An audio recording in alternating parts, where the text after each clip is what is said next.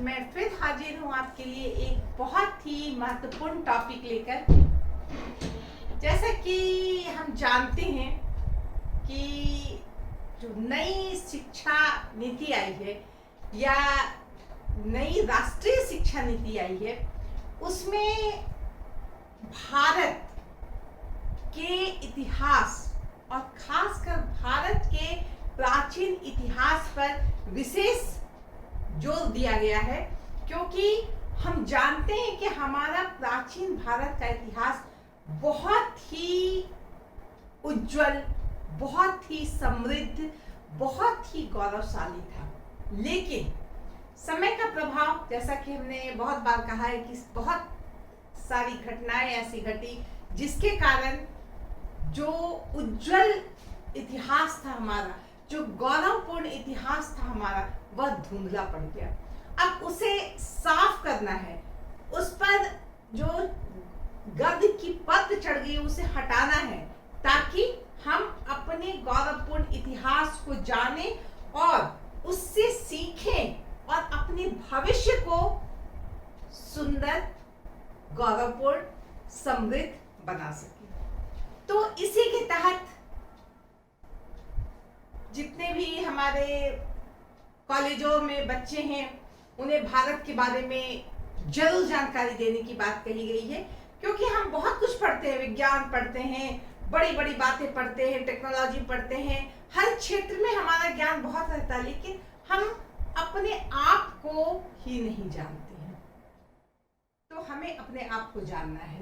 तो आज मैं भारत के प्राचीन भारत के इतिहास के एक महत्वपूर्ण बिंदु पर आज अपना ध्यान डालूंगी या आपका ध्यान आकृष्ट करूंगी। और आज का हमारा जो यह टॉपिक होगा बहुत ही रोचक होगा, जैसा कि हमेशा होता है।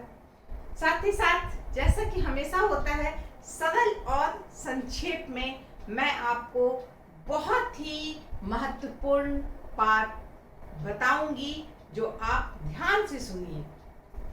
तो क्या कहा मैंने कि प्राचीन भारत में क्या शिक्षा व्यवस्था थी हमारे यहाँ। यह एक बहुत रोचक बात है, क्योंकि आज से 4-5 हजार साल पहले, लगभग 4-5 हजार साल पहले हमारे यहाँ ज्ञान की परंपरा या शिक्षा की व्यवस्था इतनी अद्भुत, इतनी पराकाष्ठा को प्राप्त की हुई थी कि उस पर हमें विचार जरूर करना चाहिए। जिस समय यूरोप, अमेरिका, ऑस्ट्रेलिया जैसे आज के पूरी तरह से विकसित देश उस समय बहुत पीछे थे, और हमारा भारत शिक्षा या ज्ञान के क्षेत्र में बहुत ही आगे था। तो ये हम जानते हैं। सबसे पहले हम यह कहेंगे कि प्राचीन भारतीय शिक्षा का उद्देश्य क्या था। जैसे कि हम ये नहीं कह सकते हैं कि प्राचीन भारत की शिक्षा का उद्देश्य आज की तरह अधिक से अधिक पैसे कमाना या अधिक से अधिक पैकेज पे हम नौकरी ज्वाइन करना, ऐसी बात नहीं थी। उस समय परम ज्ञान प्राप्त करना, आत्मा, परमात्मा, जग, जगत, ब्रह्म, ईश्वर, ऐसी गहन विषयों पर विचार किया जाता था, उस पे तर्क किया जाता था। और इस तरह से हम कह सकते हैं कि प्राचीन भारत के इतिहास का उद्देश्य जो है वह बहुत ही बड़ा था। वह सबके लिए था, वह किसी एक पर्सन के लिए था, वो विश्व के लिए था, समाज के लिए था। हमारी जो शिक्षा व्यवस्था थी उसमें नैतिकता पर बल दिया गया था। हम बहुत बार देखते हैं कि परोपकार, सत्य, अहिंसा, ऐसी बातों पर विशेष जोर दिया गया था। बहुत सारे ऐसे उदाहरण हमारे सामने, जैसा कि हम जानते हैं, इतिहास पढ़ते हैं तो राजा जनक थे, बहुत विद्वान व्यक्ति थे, वो उनके संरक्षण में बहुत सारे शिक्षा प्राप्त करते थे। हम देखते हैं प्रबहन जयवाली नाम के व्यक्ति थे, वो भी बहुत बड़े विद्वान थे। उन्होंने भी एक परिषद की स्थापना की हुई थी जहां विद्वानों का वो एक संगठन या संघ हुआ करता था। इसी तरह हम देखते हैं कि उदाहरण के मामले में मैं जो नैतिकता की बात कर रही थी, मैं बात करती हूँ राजा हरिश्चंद्र की, जिसने सत्य के मार्ग पर चलते हुए अपने आप को जो है चांडाल के हाथों में बेच दिया। तो ये सारी बातें हमें बताती है कि मनुष्य का जीवन नैतिक बल पर आधारित है। दूसरी बात, चरित्र निर्माण, जिसे कैरेक्टर कहते हैं, कि किसी मनुष्य का चरित्र बेहतर होना चाहिए, बहुत अच्छा होना चाहिए। एक सच्चरित्र व्यक्ति ही जो है वह सही व्यक्ति है। मनुस्मृति में कहा गया कि अगर कोई व्यक्ति कितना भी पढ़ा लिखा हो, बहुत उसके पास ज्ञान हो, लेकिन अगर उसमें कैरेक्टर उसका लूज हो, अगर उसका चरित्र में जो है ढीलापन हो, तो वह ज्ञान बेकार है। तो इस तरह से हम कह सकते हैं कि हमारे यहाँ की जो शिक्षा व्यवस्था थी, प्राचीन भारत में जो शिक्षा व्यवस्था थी, वह परम ज्ञान पाने के लिए थी, विश्व कल्याण के लिए थी, समाज कल्याण के लिए थी, चरित्र पर विशेष बल देती थी, चरित्र निर्माण पर विशेष बल देती थी, नैतिकता पर विशेष बल देती थी। तो इस तरह हम कह सकते हैं कि एक बहुत ही महान उद्देश्य हुआ करता था हमारे प्राचीन भारत की शिक्षा प्रणाली का। तो अब आगे मैं बताती हूँ कि क्या विशेषताएं थी उस समय, जो हमारे यहाँ की शिक्षा व्यवस्था, उसकी विशेषताएं क्या थी। जैसा कि मैंने बताया, सबसे पहली विशेषता तो जिस समय पूरा विश्व अंधकारमय जीवन में जी रहा था, उस समय हमारा देश ज्ञान, विज्ञान, कला, साहित्य, जितने भी ऐसे क्षेत्र हैं उसमें अपना परचम लहरा रहा था। ऐसे बहुत सारे उदाहरण हैं। हम जानते हैं ऋग्वेद, जो विश्व की सबसे प्राचीनतम ग्रंथ है, वेद, ऋग्वेद, वो हमारे यहाँ की है। यह हमारे लिए बहुत ही गौरव की बात है, हमारे लिए गर्व की बात है कि इतना उच्च आदर से, इतने बड़े पैमाने पर ज्ञान का जो है एक गागर वो रख दिया गया था उस काल में। यह एक बहुत बड़ी बात है। तो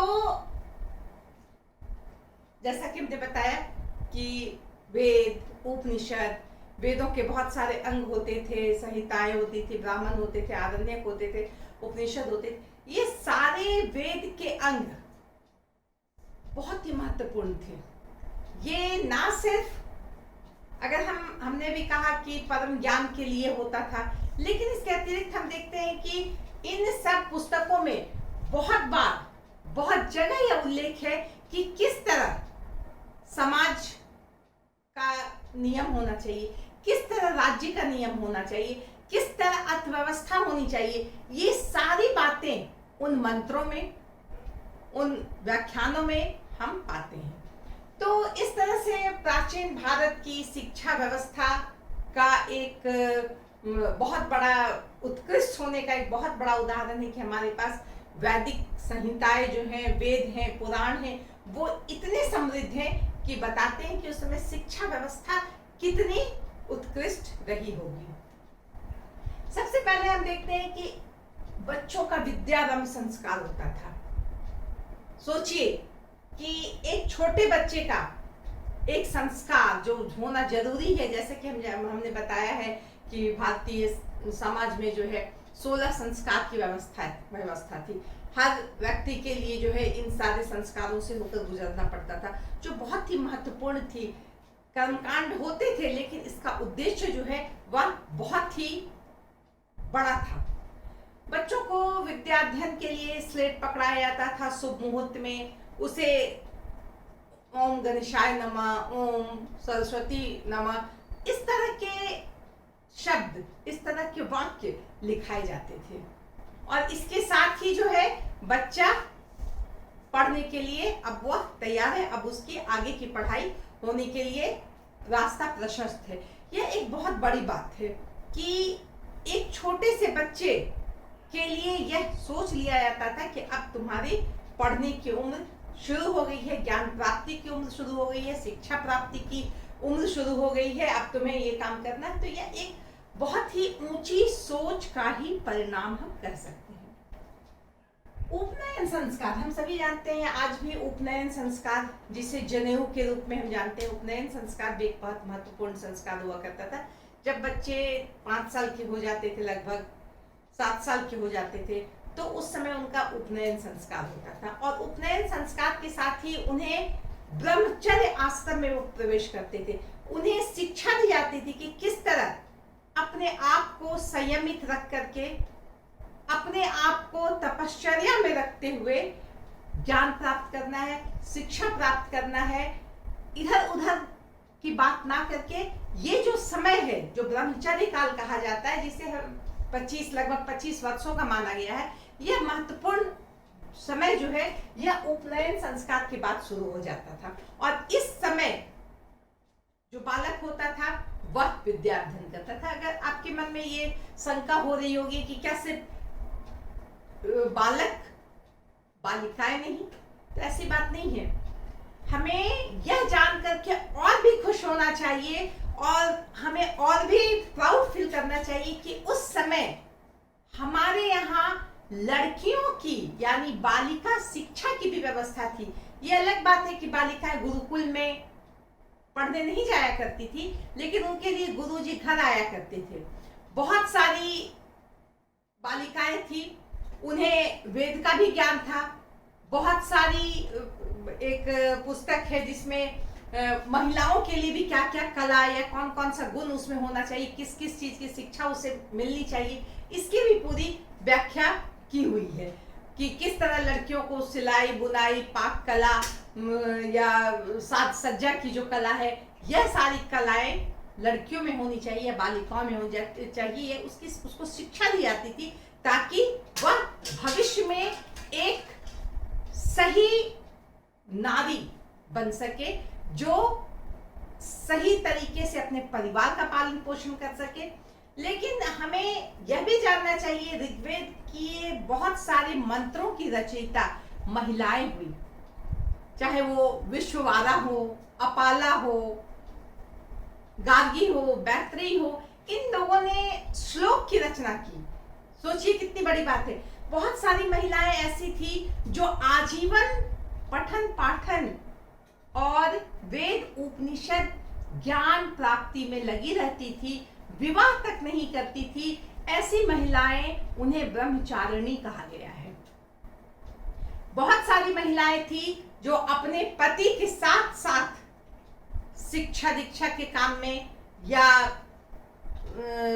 जो वाद विवाद होते थे, शास्त्रार्थ होते थे, उसमें साथ रहती थी। तो इस तरह से महिलाओं ना सिर्फ बालक बल्कि बालिकाओं को भी शिक्षा दी जाती थी, बालिकाओं के लिए भी शिक्षाओं का प्रबंध किया जाता था और बालिकाएं भी अपने अपने क्षेत्र में अपने अपने रुचि रुझान के अनुसार शिक्षा प्राप्त करती थी। ये है ना कितनी आश्चर्य और कितनी अच्छी बात। गुरुकुल व्यवस्था, जैसा कि हम जानते हैं कि प्राचीन काल में बच्चे गुरुकुल जाया करते थे। राजघराने के बच्चे हों या साधारण घर के बच्चे हों, शिक्षा प्राप्त करने के लिए वो गुरुकुल जाया करते थे। गुरुकुल नगर से दूर हुआ करता था, शहर से दूर हुआ करता था, जंगलों में हुआ करता था, एकांत में हुआ करता था। वहाँ पे गुरुजी यानी जो ऋषि मुनि थे उनकी झोपड़ी हुआ करती थी। ये ऋषि मुनि प्रकांड पंडित थे। इन्होंने अगर कहा जाए तो ये बहुत बड़े शोधकर्ता थे। इन्होंने बहुत बड़े बड़े विषयों पर शोध किया था और यह हर सांसारिक सुखों से दूर शांत जीवन में, शांत माहौल में रह करके, जंगल में, शहर से दूर रह करके क्या काम करते थे? ज्ञान वर्धन का काम करते थे, ज्ञान बांटने का काम करते थे। और इनका इतना अधिक महत्व होता था कि बड़े बड़े राजा जो होते थे वह भी इनके सामने सर झुकाते थे। अगर वो दरबार में आ जाते थे तो उनकी विशेष प्रतिष्ठा होती थी। सोचिए कि एक ऋषि मुनि जिसके पास कोई लाव लश्कर नहीं है, इसके पास कोई महल और संपत्ति नहीं है, लेकिन उसके सामने भी राजा महाराजा सर झुकाते थे। क्यों? क्योंकि हमारे परंपरा में शिक्षा का बहुत अधिक महत्व था, ज्ञान का बहुत अधिक महत्व था, और ये राजा हो या महाराजा हो, यह इन ऋषियों के ज्ञान, उनकी जो विशेष उनमें जो प्रकाश उनका जो था, प्रकाशमान व्यक्तित्व था, उससे वह प्रभावित रहते थे। तो इस तरह से हम कह सकते हैं कि ये गुरुकुल व्यवस्था चलती थी। इन गुरुकुल में बच्चे जाते थे, रहते थे। गुरुकुल में गुरु के परिवार भी रहते थे, उनके बच्चे रहते थे, उनकी पत्नी रहती थी, और सभी को गुरु या गुरु माँ सभी बच्चों के साथ एक तरह का व्यवहार करती थी। बहुत ही क्या कहें, बढ़िया माहौल हुआ करता था। किसी के प्रति कोई दुर्भाव नहीं था कि वो गरीब घर का है, वो साधारण घर का है, वो राजघराने का, ऐसी कोई बात नहीं कही जाती थी।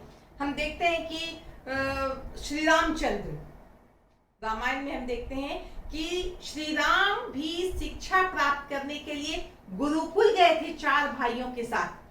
वो तो बहुत राजा थे, राज परिवार के थे। अगर चाहते तो एक ट्यूटर रख लेते, एक राजा एक ऋषि को बुला लेते, लेकिन नहीं, उनके पिताजी ने एक बहुत ही विद्वान शिक्षक को अपने बच्चों के लिए चुना, और इसके लिए उन्हें गुरुकुल में जाना पड़ता। अपने घर के आराम, अच्छे खाने, अच्छा पहनना सब छोड़ करके गुरु के आश्रम में जाना पड़ता, लेकिन वो उन्हें मंजूर था, क्योंकि शिक्षा का महत्व वो समझते थे, ज्ञान का महत्व वह समझते थे। तो इस तरह से हम कह सकते हैं कि ये गुरुकुल व्यवस्था बहुत ही अनूठी व्यवस्था थी। उस जमाने में अगर हम तुलनात्मक अध्ययन करें तो हम नहीं देखेंगे कि किसी और देश में ऐसी कोई व्यवस्था थी जहां कोई ऋषि मुनि बैठकर विश्व समाज के कल्याण के लिए, किसी पर्सनल व्यक्ति के लिए नहीं, किसी राजा के लिए नहीं, महाराजा के लिए नहीं, सबके लिए बराबर रूप से ज्ञान का वितरण कर रहे हों। कितनी बड़ी बात है कि ज्ञान बांट रहे हों। अब हम बात करेंगे विषय और विधि। अब इस गुरुकुल में क्या पढ़ाई होता था भाई? तो आश्चर्य वाली बात है कि आज हम जो पढ़ते हैं ना, उस समय वो पढ़ाई होती थी, लेकिन हम यह कह सकते हैं कि उस समय वेद, वेदांग, उपनिषद, शिक्षा, कल्प, व्याकरण, दर्शन, तकनीकी ज्ञान, चिकित्सा की शिक्षा, ये सारे पढ़ाई जो आज हम पढ़ते हैं वो उस समय हुआ करते थे। लेकिन वेद वेदांग जो धर्म ग्रंथ है, उनका विशेष अध्ययन होता था, क्योंकि जो उद्देश्य था, जैसा कि मैंने बताया कि उद्देश्य क्या था, परम ज्ञान को प्राप्त करना। उसके लिए इन ग्रंथों को पढ़ना, इन धर्म ग्रंथों को पढ़ना, या जो धर्म के जो साहित्य, धर्म साहित्य को पढ़ना अति आवश्यक था। तो इस तरह हम कह सकते हैं कि इतने सारे विषय होते थे, चाहे वो तकनीकी विषय हो, चाहे वो चिकित्सा से संबंधित विषय हो, सारी पढ़ाई। क्योंकि हम देखते हैं कि चरक नाम के जो विद्वान थे, जिन्होंने शल्य चिकित्सा के क्षेत्र में सबसे पहला काम किया था। आज भी ऑस्ट्रेलिया में एक बहुत बड़ा मेडिकल इंस्टीट्यूट है जहाँ पे चरक की मूर्ति बना करके रखी गई। सोचिए, क्योंकि कहा जाए तो विश्व का पहला शल्य चिकित्सक यानी सर्जन वह कौन था? चरक ऋषि थे। तो इस तरह से बहुत सारे विद्वान हुए। एक जीवक नाम के राजवैद्य थे, यानी डॉक्टर थे। इसी तरह हम देखते हैं कि बहुत सारे ऐसे बड़े बड़े चिकित्सक थे जो राज परिवार में या आम जनता को स्वास्थ्य लाभ देते थे। तो वह शिक्षक ऐसे नहीं, उन्होंने ज्ञान प्राप्त किया उस क्षेत्र में। तो इस तरह विषय के बारे में हम कहें तो बहुत अनंत विषय उस समय पढ़ाए जाते थे। और विधि जो थी शिक्षण की, वो कंठस्थ करने वाली श्रुति, जिसको वेद कहा जा रहा है, वेद सुनाया जा रहा है और सामने वाला बैठ के उसको याद कर लेता था, कंठस्थ कर लेता था और फिर वही जो है आगे बढ़ता था। इसीलिए हम लोग वेद को श्रुति भी कहते हैं। इसको सुन करके कंठस्थ किया जाता था और इसे स्पेशल तरीके से गाया भी जाता था, इसे पढ़ा भी जाता था। तो इस तरह इस विधि से लोग पढ़ाई करते थे। इसके अलावा हम क्या देखते हैं कि गौतम ने अपने न्याय शास्त्र में लिखा है कि पढ़ाई कैसे करना चाहिए। हमें पढ़ना चाहिए, हमें याद करना चाहिए, हमें लिखना चाहिए, हमें आपस में बैठ के डिस्कशन भी करना चाहिए, तभी कोई भी चीज हमें याद रहती है। सोचिए कि हमारे यहाँ के जो फिलोसफर थे, हमारे यहाँ के जो विद्वान थे, उन्होंने इस बात को यानी शिक्षण की विधि कैसी हो, कैसे लोग सीखें, उस पर भी उन्होंने लिख दिया था। गुरु शिष्य संबंध की हम बात करें तो गुरु शिष्य संबंध बहुत ही मर्यादित, बहुत ही स्नेहपूर्ण सब कुछ था। ऐसा कैसे मर्यादित? इसलिए क्योंकि गुरु के प्रति शिष्य जो है पूरी तरह से समर्पित रहता था। शिष्य को जो आज्ञा मिले वह करने के लिए कुछ नहीं सोचता था। गुरु ने ये कहा तो ये करना है।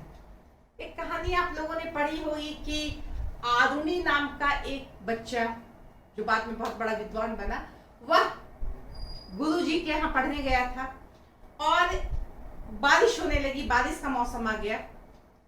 गुरुजी ने कहा कि आरुणि ऐसा करो, जाओ खेत जा करके मेड़ को जो है बंद कर दो, वो खुला हुआ है क्योंकि खेत में पानी जमा करना है और मेड़ अगर वो टूटा हुआ रहेगा तो सारा पानी बह जाएगा।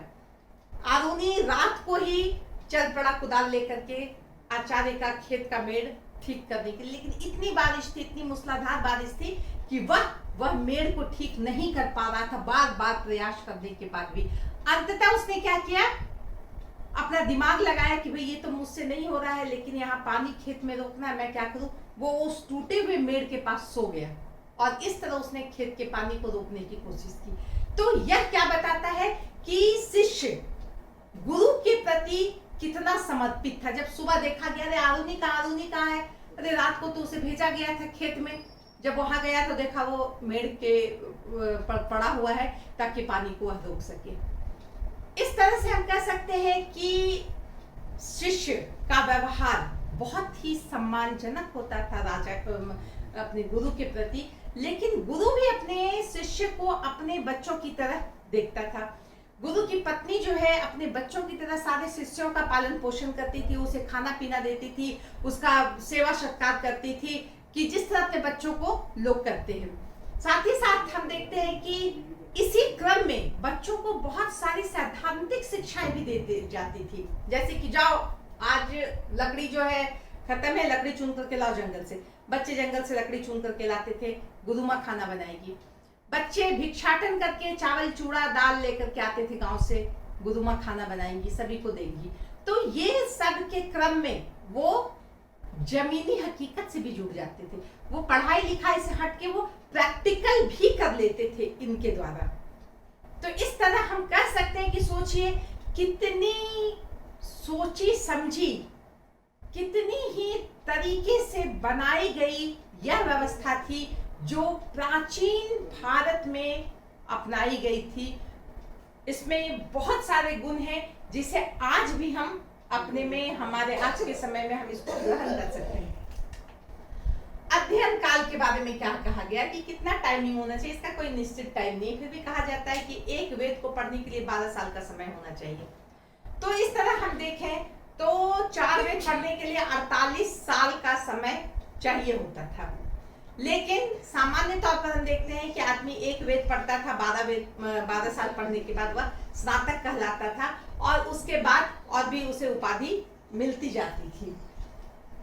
जो गुरु, इस बात पर ध्यान देना है कि जो गुरु के आश्रम में जाकर के शिक्षा ग्रहण करता था उसे क्या कहते थे, अंतेवासी कहते थे। अंतेवासी मतलब गुरु के आश्रम में रह के जो बच्चा शिक्षा ग्रहण कर रहा है वह अंतेवासी कहलाता था। समावर्तन संस्कार, समावर्तन संस्कार क्या था, जब पढ़ाई पूरी हो जाती थी तो बच्चे वहां से जब निकलते थे तो एक आयोजन किया जाता था जो समावर्तन संस्कार कहलाता था और जैसे कि हम कह सकते हैं आज का दीक्षांत समारोह जो है वह एक प्रकार का समावर्तन संस्कार था।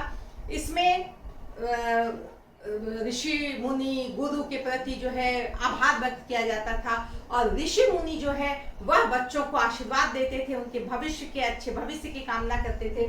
इसके बाद हम कह सकते हैं कि गुरु दक्षिणा भी मिलती थी गुरुओं को। जो बहुत बड़े बड़े राजा महाराजा के घर के बच्चे होते थे वह धन दौलत बहुत संपत्ति गुरु को देते थे ताकि गुरु आगे अपने आश्रम का खर्च चला सके। आगे ऐसा नहीं कि गुरु मर्सिडीज लेकर के घूमे, इसके लिए नहीं। गुरु के यहाँ की मिनिमम जो खर्च है उसे संभालने का उद्देश्य होता था इन गुरु दक्षिणा के क्रम में। इसके अलावा हम क्या देखते हैं कि जो गरीब होते थे वह अपने स्तर से सेवा भाव प्रस्तुत करते थे गुरु के प्रति। तो इस तरह से उच्च कोटि की जो शिक्षण प्रणाली थी वह हमारे प्राचीन भारत में थी। साथ ही साथ हम बात करेंगे को एजुकेशन की। तो जब गुरु के पास लड़के पढ़ने जाते थे, जो लड़के वहां रह गए और लड़कियां भी गुरु के पास पढ़ने के लिए जाती थी। वो भले घर आ जाती थी शाम को अपना पढ़ाई पूरा करने के बाद, लेकिन सह शिक्षा की भी व्यवस्था उस समय थी। जैसा कि मैंने बताया कि बहुत सारी विदुषी महिलाएं ऐसे ही नहीं होगी, गार्गी, मैत्रेयी, विश्ववारा, लोपा, घोषा, विश्ववारा, ये सारी महिलाएं जो है विद्वान थी और इन्होंने भी किसी न किसी गुरु से शिक्षा प्राप्त की थी। इन्होंने शिक्षा प्राप्त की इसीलिए उन्होंने वेदों के मंत्र की रचना की। तो इस तरह स्त्री शिक्षा का भी महत्व जो है वह बहुत ही उस समय के लोगों ने समझा था और स्त्री को बराबर समझाया जाता था। जैसा कि एक बात बताऊं कि पहले जो है महिलाओं का भी उपनयन संस्कार होता था। वैदिक काल के समय की बात करें तो महिलाओं का भी उपनयन संस्कार होता था, बाद में यह खत्म हो गया था। अब हम बात करते हैं क्या दोष थे। कुछ लोग कहते हैं कि ये भारतीय शिक्षा प्रणाली में दोष बहुत थे, इसीलिए ये बिल्कुल टिकाऊ नहीं रहा। तो ये कहने वाले आलोचक तो होते ही हैं, कह सकते हैं, लेकिन दोष के में की जब बात होती है तो क्या दोष थे? तो दोष भाषा संबंधी दोष, क्योंकि हम देखते हैं कि ये जो शिक्षा व्यवस्था थी ये गुरुकुल प्रणाली थी। ये वेद, उपनिषद, वेदांग जो भी थे वो सारे संस्कृत से संबंधित थे। जन भाषाओं का इसमें कोई घुसपैठ नहीं था, इसीलिए आम जनता वह इस भाषा जो संस्कृत जो थोड़ी क्लिष्ट भाषा है उससे दूर रहती थी। तो कहा जाता है कि इसलिए बहुत सारे लोग शिक्षा से दूर हो गए। तो वो कहने की बात है, क्योंकि ऐसी कोई बात नहीं है कि हम बहुत सारे उदाहरण ऐसे देखते हैं जिसमें शिक्षा प्राप्त करने के लिए किसी भी तरह का जाति, किसी भी तरह का सामाजिक वर्ग, किसी भी तरह का जेंडर, वह कभी कोई बाधा नहीं बना। बहुत सारे उदाहरण हमारे सामने हैं। लौकिक विषयों की उपेक्षा, कहा जाता है कि इसमें तो आत्मा, परमात्मा, जग, जगत, ये वो की बात की गई है। तो भाई ये सब से हमको क्या मतलब? हम तो खेत के बारे में जाने, हम कृषि के बारे में जाने, हम मिट्टी के बर्तन बनाने के बारे में जाने। तो भाई उसके लिए भी शिक्षा दी जाती थी। वो शिक्षा प्रैक्टिकल शिक्षा अलग मिल जाती थी। हाँ, ये गुरुकुल शिक्षा में अगर हम कहें कि इस लौकिक शिक्षा जो है उसको जो है उतना महत्व नहीं दिया गया था। लेकिन जैसा कि मैंने अभी बताया कि जिस तरह बच्चों को भेजा जाता था लकड़ी काटने के लिए, जिस तरह शिष्यों को भेजा जाता था गाय चराने के लिए, शिष्यों को भेजा जाता था कि दूध दूह करके ले आओ, तो ये एक शिक्षा ही थी जो बच्चे सीख जाते थे। जिसको जिस तरफ जाना था, जिसको जिस तरफ रुझान होता था वो जा सकते थे। वर्ण व्यवस्था का प्रभाव, कहा जाता है कि इस व्यवस्था में सिर्फ ब्राह्मण, वैश्य, ब्राह्मण, क्षत्रिय और वैश्य ही शिक्षा प्राप्त करते थे। तो हाँ, ये बात है कि शूद्रों को शिक्षा व्यवस्था से थोड़ा दूर रखा गया था, लेकिन कुछ उस समय की कुछ कारण रहे होंगे, लेकिन कुछ उदाहरण भी हैं जो बताते हैं कि शिक्षा प्राप्त करने में जिसके मन में उत्कंठा होती थी, जो जिज्ञासु होते थे, वह शिक्षा प्राप्त कर लेते थे। शोध या तर्क का अभाव, ये भी कहा जाता है, क्योंकि कहा जाता है कि जो वेदों में लिख दिया, जो संहिताओं में लिख दिया, जो उपनिषदों में लिख दिया, उसी को मानना पड़ता था। उसका काट कोई नहीं था, कोई उसका विरोध नहीं कर सकता था। तो इस तरह से आलोचक विरोध करते हैं कि इस तरह से यह व्यवस्था जो है सही नहीं थी। आम जनता से परे, आम जनता को इससे कोई लेना नहीं था। मृत्यु क्या है, जन्म क्या है, आत्मा क्या है, परमात्मा क्या है, ब्रह्म क्या है, परम ब्रह्म क्या है, सबसे किसी को मतलब नहीं था। तो आलोचकों का कहना है कि इन सब दोषों के कारण शिक्षा व्यवस्था जो है, हमारी शिक्षा व्यवस्था कमजोर हो गई और खत्म हो गई। तो खैर जो भी बात हो, लेकिन ये बात भी पूरी तरह से सत्य नहीं है। अब हम बात करेंगे शिक्षण केंद्र की। सोचिए कि उस समय शिक्षण केंद्र भी हुआ करता था। प्रवाहन जवाली एक जो ये थे विद्वान थे, उन्होंने पांचाल परिषद की स्थापना की थी, जिसमें बड़े बड़े विद्वान रहते थे। हम देखते हैं श्वेत केतु, आरुणी, ये सब जो है, ये सब विद्वान जो है, ये इस क्षेत्र में जो है काम कर, इस पांचाल परिषद से ये जुड़े हुए थे।